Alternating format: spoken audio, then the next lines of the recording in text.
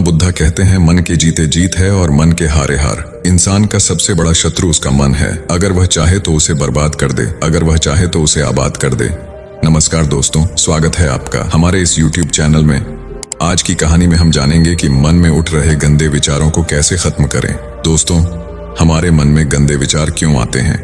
हम नहीं चाहते, लेकिन फिर भी हमारे मन में गंदे विचार आते रहते हैं। लेकिन मन हमारा सबसे बड़ा दोस्त और मन ही सबसे बड़ा दुश्मन क्यों है?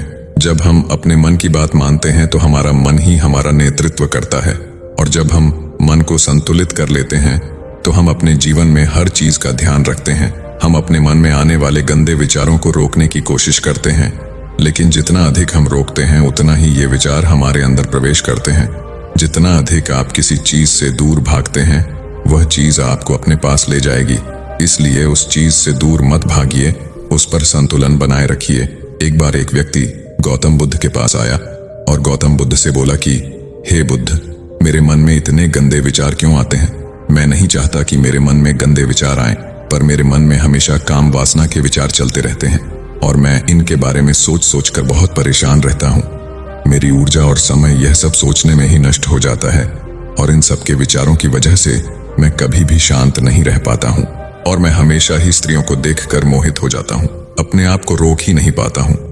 बुद्ध मुस्कुराए और उन्होंने उस व्यक्ति से पूछा, क्या तुम्हें पता है यह काम वासना होती क्या है? फिर उस व्यक्ति ने उत्तर दिया और कहा, बुद्ध, मैं यह तो नहीं जानता कि काम वासना होती क्या है, पर हाँ, ये जो भी है बहुत बुरी चीज है। फिर बुद्ध ने उस व्यक्ति से कहा कि सबसे पहले तो तुम्हें यह समझना है कि प्राकृतिक रूप से जो भी चीज हमारे अंदर है वह बुरी नहीं है। हमारे जीवन में उसकी कुछ ना कुछ जरूरत है। वासना कोई बुरी बात नहीं है, यह तो हमारे मन की एक भावना है जो हमें किसी न किसी चीज की कमी का एहसास करवाती है और फिर हम उस चीज को पाने के लिए उस चीज की तरफ आकर्षित हो जाते हैं। जैसे अगर तुम्हारे पास धन की कमी है तो तुम्हें धन पाने की वासना उत्पन्न हो जाएगी।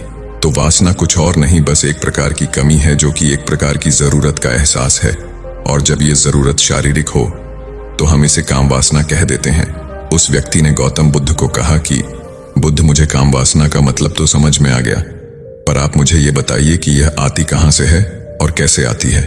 गौतम बुद्ध ने कहा कि काम वासना कहीं से आती नहीं है, ये तो हमारे अंदर ही होती है और इसका होना तो जरूरी भी है, तभी तो मानव जाति का विस्तार होगा। उस व्यक्ति ने कहा, जब यह हमारे अंदर ही है और जरूरी भी है तो फिर लोग इसे गलत क्यों बोलते हैं? बुद्ध ने कहा कि यही तो समस्या है, लोगों ने काम वासना को गलत तरीके से सोच लिया है, इसे छिपाने की और दबाने की कोशिश करते हैं। काम वासना गलत नहीं है, बल्कि काम वासना का गलत तरीके से प्रयोग करना गलत बात है। लोग जिससे प्रेम करते हैं बस उसी के लिए जीने लग जाते हैं, उसे पाना ही अपना लक्ष्य बना लेते हैं और उसी के बारे में हमेशा सोचते रहते हैं, पर यह सब गलत है। बुद्ध ने उस व्यक्ति से कहा, क्या तुम्हें पता है जानवरों में भी काम वासना होती है? उस व्यक्ति ने उत्तर दिया, हाँ बुद्ध, जानवरों में भी काम वासना होती है, क्योंकि जानवर भी तो आखिर अपनी पीढ़ी को आगे बढ़ाएंगे। बुद्ध ने कहा, तो फिर हम जानवरों की काम वासना को गलत क्यों नहीं कहते हैं? व्यक्ति ने कहा, मुझे नहीं पता महात्मा, आप ही मुझे बताइए। गौतम बुद्ध ने कहा कि जानवर अपनी काम वासना का प्रयोग आनंद प्राप्ति के लिए नहीं करते, वह तो सिर्फ संतान उत्पन्न करने के लिए काम वासना का उपयोग करते हैं। जानवरों को प्रकृति ने इतनी समझ नहीं दी कि वह काम वासना को अपने सुख का आधार बना सके, जबकि मनुष्य अपनी समझ के बलबूते पर प्रकृति में पाई जाने वाली प्रत्येक वस्तु को अपने सुख के लिए अपने प्रयोग करता है।